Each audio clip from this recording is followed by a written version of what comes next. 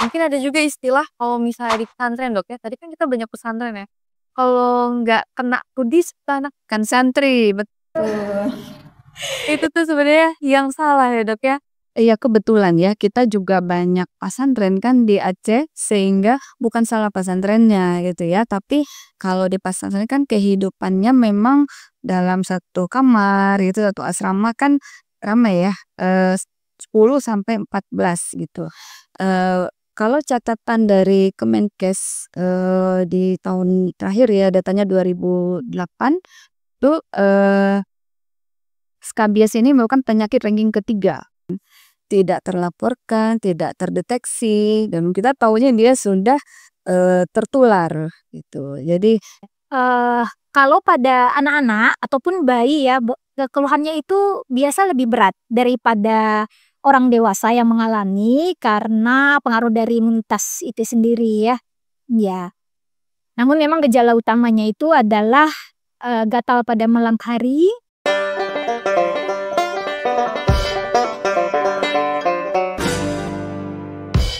Assalamualaikum warahmatullahi wabarakatuh.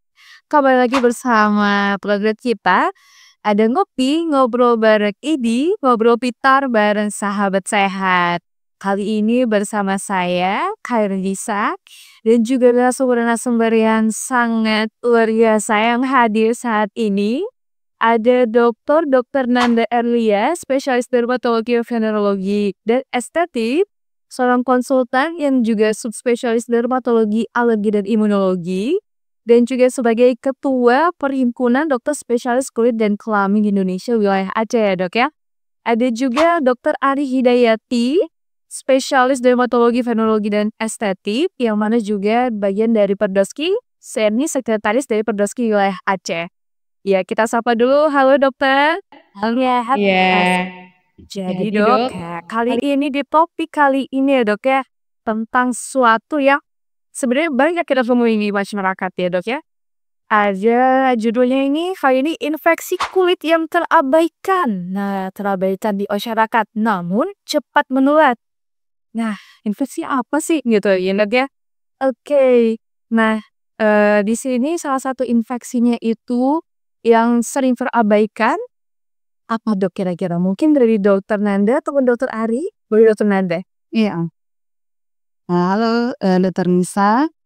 Jadi benar sekali bahwa, infeksi kulit ini mungkin karena gejalanya dianggap ringan, maka sering tidak dipedulikan oleh, masyarakat ataupun penderitanya. Maka kita menyebutnya infeksi kulit yang terabaikan dan juga sulit untuk, membasmi karena penularannya yang cukup cepat, walaupun dia tidak berbahaya, tidak mematikan, namun komplikasi yang ditimbulkan itu jangka panjang. Nah, itu makanya kita sebut penyakit ini terabaikan. Di antaranya adalah infeksi kulit. Salah satunya adalah mungkin pernah dengar ya, skabies.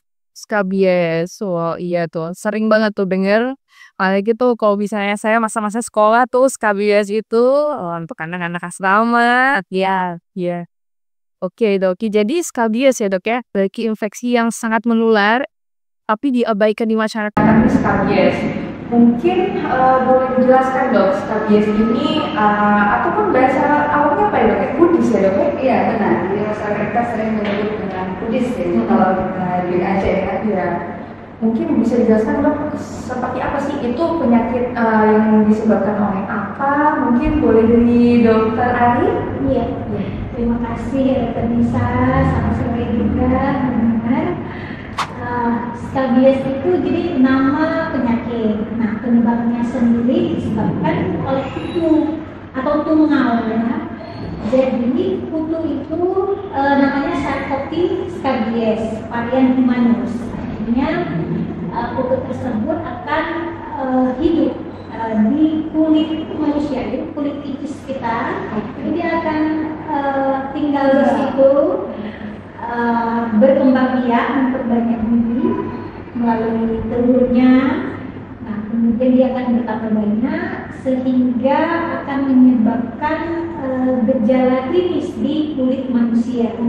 Gejala klinis yang paling utamanya itu adalah gatal, terutama pada malam hari. dia kutu ya dok ya, tungau ya, tungau yang serangga hidupnya dalam kulit. Oke, mungkin kenapa bisa ada penyakit skabies ini? Gimana cara penularannya dok? Bisa sampai yang menular tapi juga diabaikan, kenapa gitu penularannya?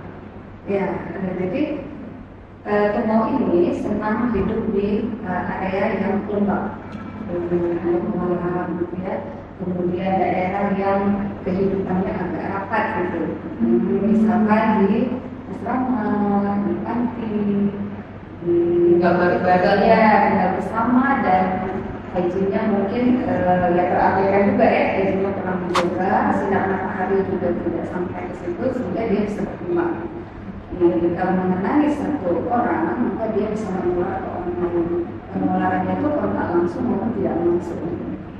Kontak langsung, ya kulit dengan kulit, jadi berjabat tangan, tidur bersama, gitu ya. Makanya kalau ada teman-teman tuh di kos-kosan, di asrama atau di pasantren ya, kita diajar di pesantren yang berdaya atau boarding school itu sama ramai-ramai itu memudahkan untuk penularan.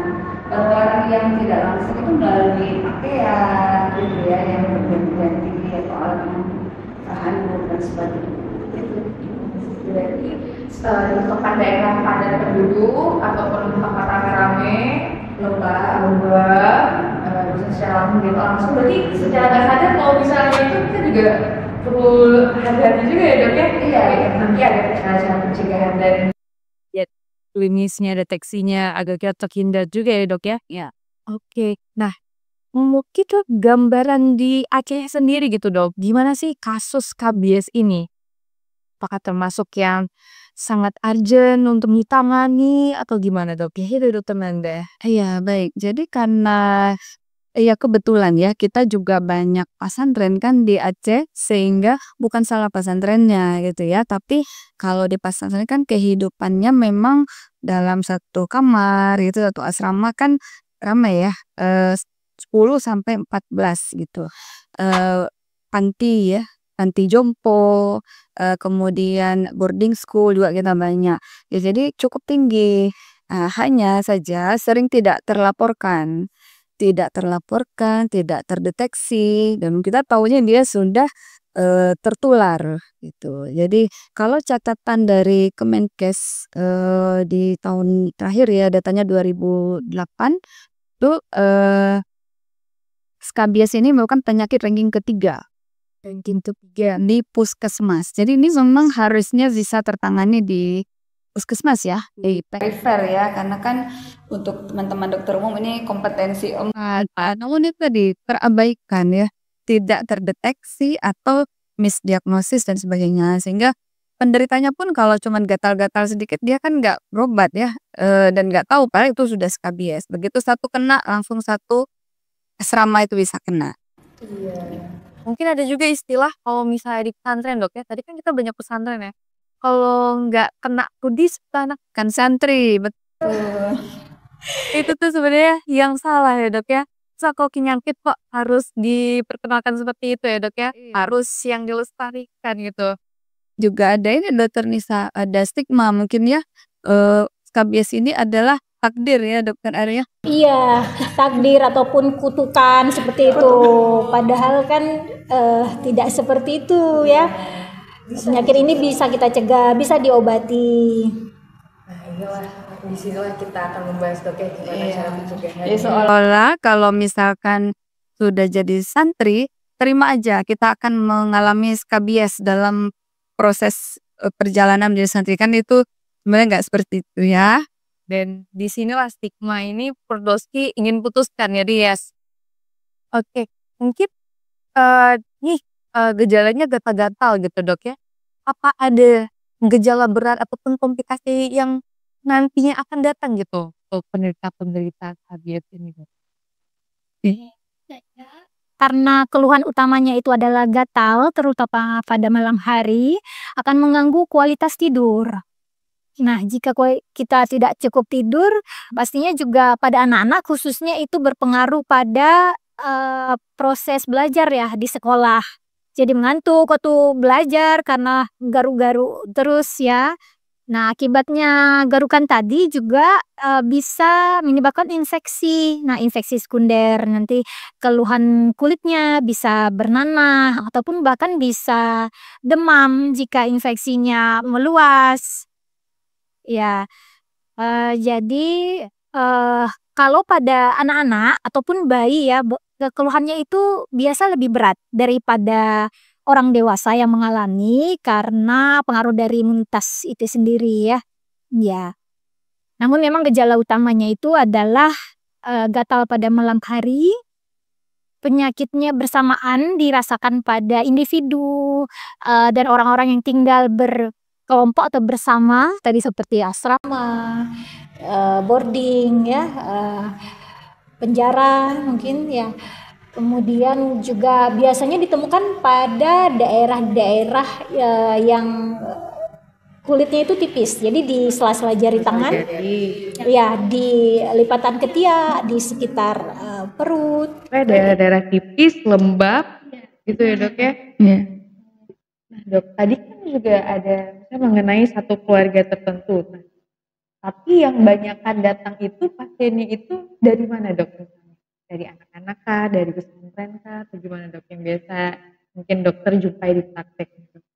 Iya, mungkin kalau saya ya sering menjumpai yang dewasa ya, mungkin karena kebetulan memang menangani pasien dermatologi untuk dewasa ya, alergi. Tapi kalau dokter Ari justru sering ketemu yang anak-anak. Jadi sebenarnya jumlahnya ya sama aja. Iya, cuman kan kalau misalkan di dayah atau pesantren kan usia remaja ya, di bawah 18 tahun masih masuk ke anak. Jadi di divisi dermatologi anak mungkin lebih sering ketemu kasus KBS dibandingkan dewasa. Kalau orang dewasa yang kena biasanya karena anaknya liburan, santrinya libur, pulang ke rumah, dia membawa KBS-nya. Jadi orang dewasa yang di rumahnya yang terkena. Tapi kalau kita lihat insidensinya sebenarnya lebih banyak si anak ya, kan anak itu 0 sampai 18 tahun, anak dan remaja. Oh ya dok, bisa nggak dikira ini padahal ini skabies, tapi orang bisa ngiranya lain. Apa ada penyakit-penyakit yang mirip dok sama skabies ini dok?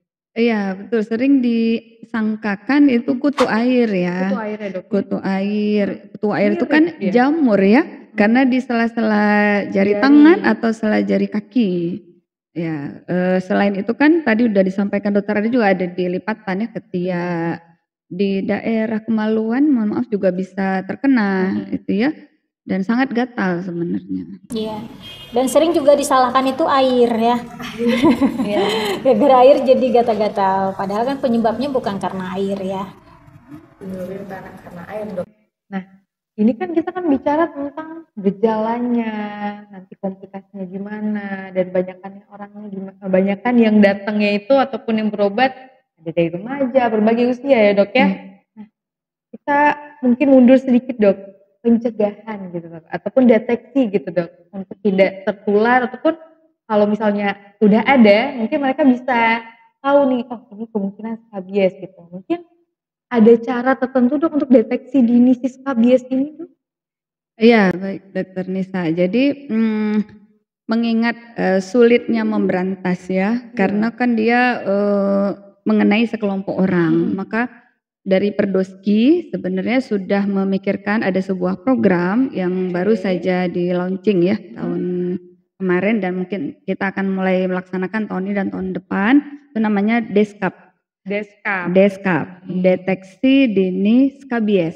Ya, jadi program dari Perdoski pusat yang disupport juga oleh Kemenkes dan mulai di sounding juga ke semua provinsi melalui Perdoski, salah satunya kita ya, kebetulan kita ya, saya Dr. Ari udah baru saja mengikuti TOT tentang Deskap gitu ya, supaya pemberantasan dari skabies ini dan pencegahannya tuh bisa lebih meluas dan masif gitu. Nggak bisa kita mengandalkan dari tenaga medis aja, tapi kita akan melibatkan masyarakat dan tenaga non medis termasuk pimpinan dari dayah, pimpinan dari sekolah-sekolah, asrama gitu.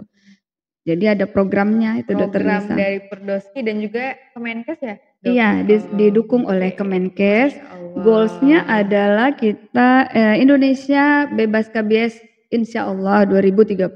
Amin, amin ya Allah. Berarti ini melibatkan semua aspek ya dok ya? Iya, medis, non Medis, medis, non medis, dukungan dari kementerian nih, dari dinas kesehatan juga dok ya? iya. Dan dari ID ID Kota Kota Banda Banda. Aceh. Dan ini programnya dari Perdoski ini yang pertama untuk Kota Banda Aceh dulu dok. Iya, pilot projectnya kita Pilot Kota project Banda Kota Aceh. Banda Ada Aceh. beberapa kabupaten nanti kita libatkan juga ya Dokter Arya. Karena kemarin kita berenam dari Perdoski yang mengikuti TOT. Ini ada tambahan Dokter Ari. Iya dok. Tentunya untuk pemberantasan skabies ini kita memerlukan kerjasama semua pihak ya, sehingga program Deskap itu tadi atau deteksi dini skabies bisa dilaksanakan. Jadi kita akan mengajari tenaga non medis sehingga tenaga non medis ini dapat mendeteksi secara dini untuk gejala skabies gitu ya. Nanti akan kita berikan formulirnya ya, ada formulirnya ya, dan nanti akan diisi seperti itu, diisi gejalanya sehingga nanti tenaga non medis tersebut bisa membuat diagnosis apakah ini skabies atau curiga skabies. Jika curiga skabies nanti akan dilanjutkan untuk pemeriksaan ke dokter ya untuk penanganan selanjutnya. Penting sih dok, dari mereka harus dari lingkungan sekitar juga ya dok ya, Iya. yang bisa mendeteksi ya. Oke. Berarti ini oleh tenaga non medis nanti dilanjutkan oleh dokter ya dok ya? Iya, jadi kita memang harus men-TOT-kan lagi tenaga non medisnya gitu, termasuk juga tenaga medis non medis ya, medis di puskesmas, teman-teman dokter umum, perawat bidan, kemudian men-TOT-kan lagi pimpinan daya, pimpinan asrama, pesantren gitu, supaya sama-sama gitu seperti MLM jadinya ya, multi level marketing. Jadi ya betul. Jadi karena kita nggak bisa menjangkau ya ke seluruh wilayah, yang diajarkan seperti disampaikan Dokter Ari tadi, bagaimana tenaga non medis termasuk santrinya bisa mendeteksi, oh saya mungkin terkena skabies sebelum betul-betul dia mengalami skabies gitu. Nanti ada gejala klinisnya yang memang mudah untuk difahami oleh awam. Ya, sebenarnya ini program yang sangat serius ya dok ya, sangat serius, sangat besar, dan semoga program ini benar-benar terjalankan sesuai dengan rencananya dok ya. Berarti rencananya ini itu pertama tuh gimana dok dari Perdosnya sendiri? Nanti apa dari pertama sosialisasi masyarakat, habis itu nanti ada pelatihan, apa aja dok gitu program yang mungkin akan dilaksanakan untuk Deskap ini dok? Jadi yang diawali dari bulan kalau nggak salah bulan Oktober kemarin ya dengan ID Kota, ya yang dari Perdoski juga diundang untuk mensosialisasi tentang skabies dan program Deskap ini ke pimpinan daya. Sudah mulai ke Sudah, pimpinan daya. ya bulan lalu ya bersama dengan program ID Doto Sawu Sikula ya. Ya Dokter Sawu Sikula ya, kami diundang dan topik yang kita sampaikan tentang pengenalan skabies, kemudian program Deskap. Nah, nanti kita akan coba kolaborasi dengan Dinas Kota Banda Aceh, Dinas Kesehatan Kota Banda Aceh dan ID Kota. Kita tentukan wilayah mana yang mau kita ambil, pesantren mana yang mau kita jadikan pilot projectnya. 1 atau 2 pesantren yang memang kasus skabiesnya tinggi.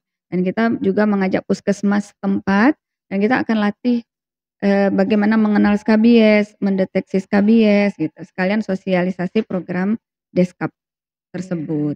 Jadi semakin banyak yang bisa mendeteksi, harapannya skabies itu bisa cepat ditemukan gitu. Cepat goalsnya tadi 2030 bebas skabies. Bebas skabies ya dok ya. Oke. Tadi kita udah ngomong tentang pencegahan nih dok gitu. Udah ngomong deteksi nih. Oh iya ini mungkin ini skabies, ini pasien ini yang skabies. Mungkin untuk gambaran pengobatan skabies ini dok. Dan juga ini sekaligus edukasi nih dok untuk masyarakat kalau misalnya ada menderita penyakit kudis ataupun skabies ini, gimana sih pengobatan yang benar agar tidak terjadi lagi pencegahan ke depannya? Mungkin dari Dokter Ari dok. Jadi memang yang paling penting tadi adalah deteksi dini ya. Dengan deteksi dini kita menemukan kasusnya. Setelah menemukan kasusnya, tegak diagnosis, maka bisa diobati. Namun pengobatan skabies ini karena penularan yang cepat tadi antara sesama anggota yang berdekatan hidup serumah, itu memerlukan pengobatan yang serentak. Jadi bersama-sama. Harus bersama-sama. Makanya kita memerlukan kerjasama dari berbagai pihak ya, untuk bisa mengobati. Tapi yang paling penting sebenarnya adalah pencegahannya supaya tidak terjadi. Nah, yaitu tadi program Deskap juga itu mencakup ABC. Ya, yang A itu amati.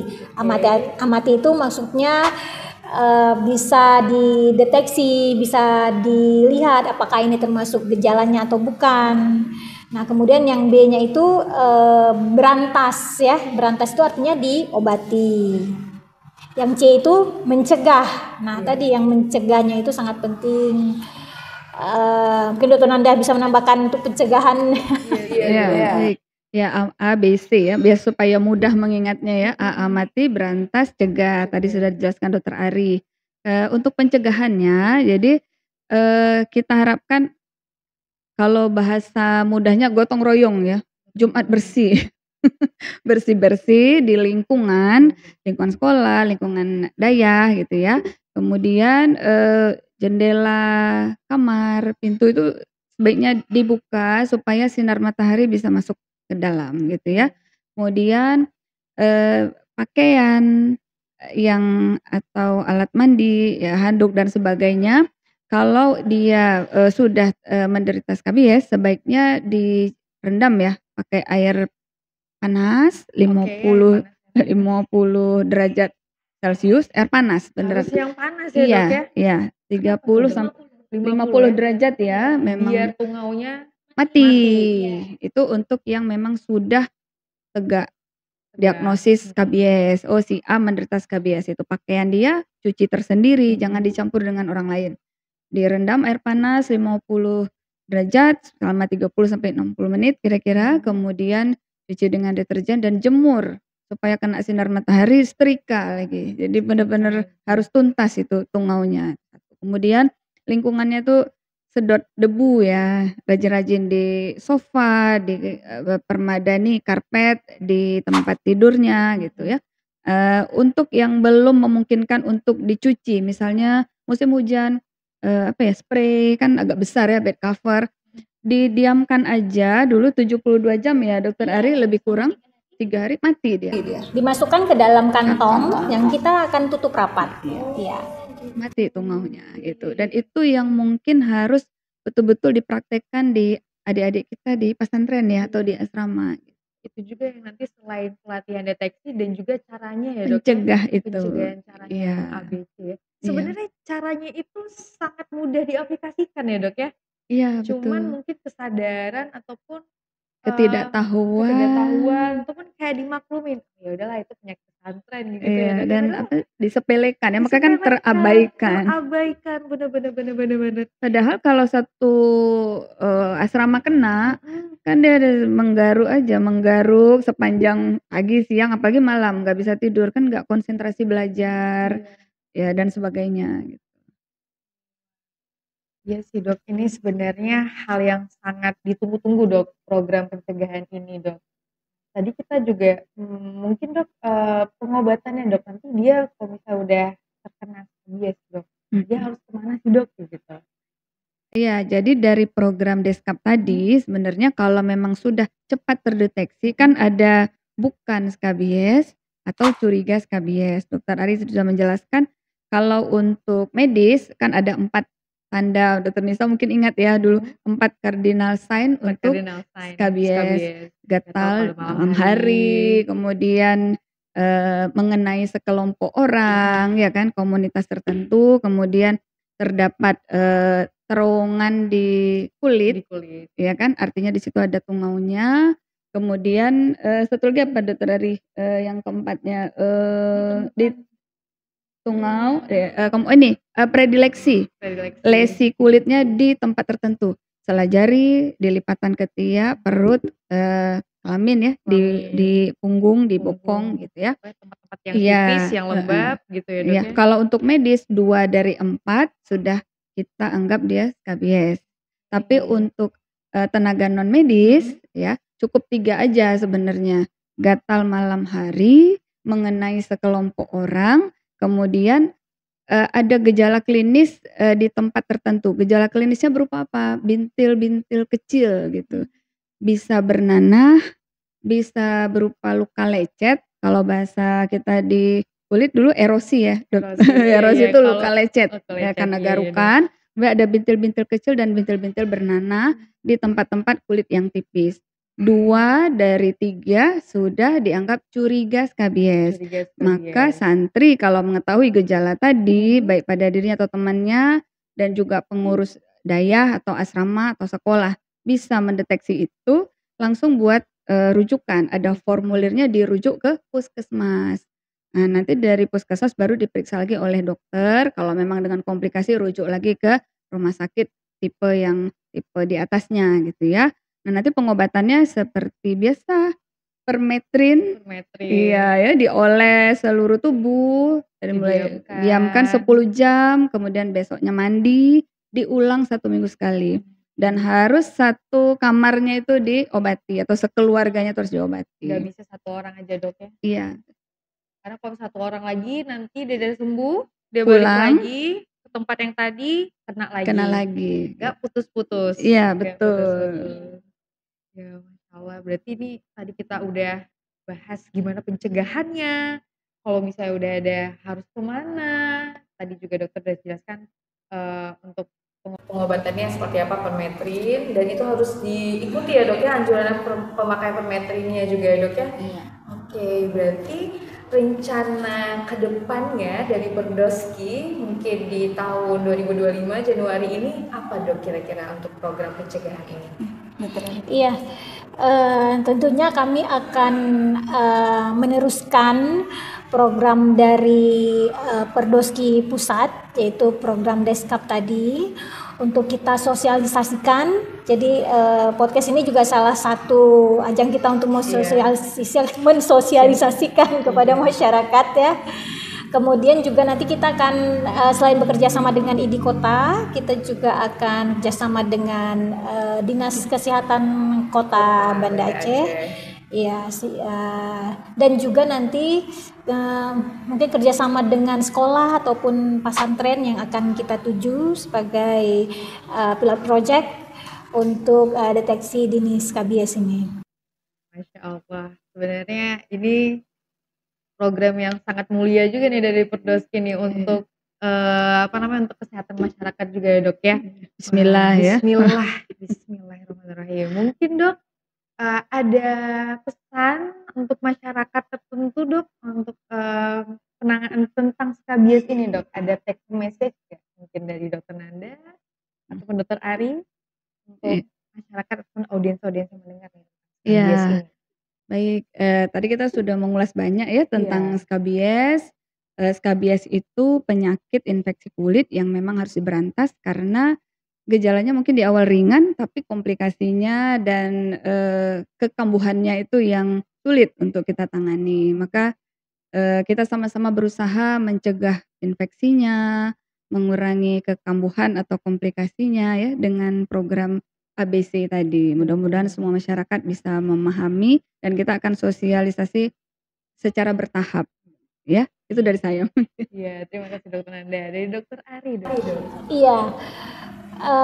Ya, semua yang kita lakukan ini adalah upaya untuk mencapai Indonesia bebas skabies. Targetnya di tahun 2030 juga sudah masuk ke dalam program Kementerian Kesehatan.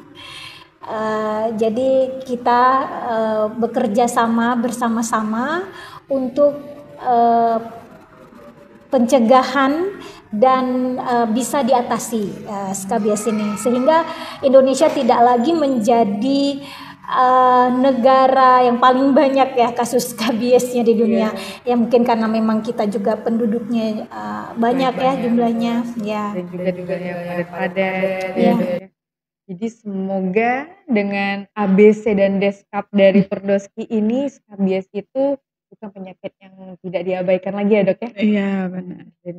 Dan istilah kalau misalnya nggak santri, nggak kudis itu udah nggak ada Nggak ada lagi, lagi, iya. 2030.